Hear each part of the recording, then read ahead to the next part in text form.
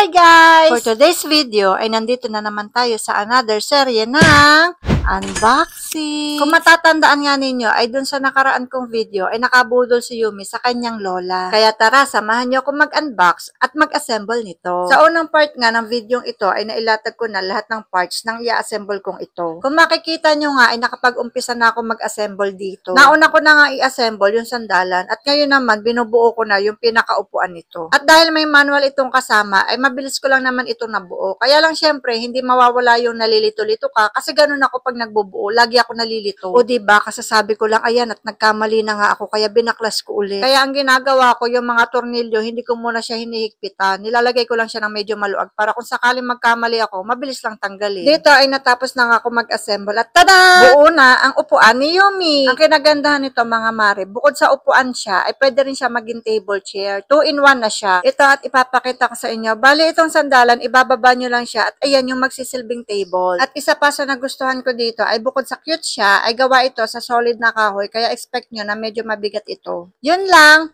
Bye!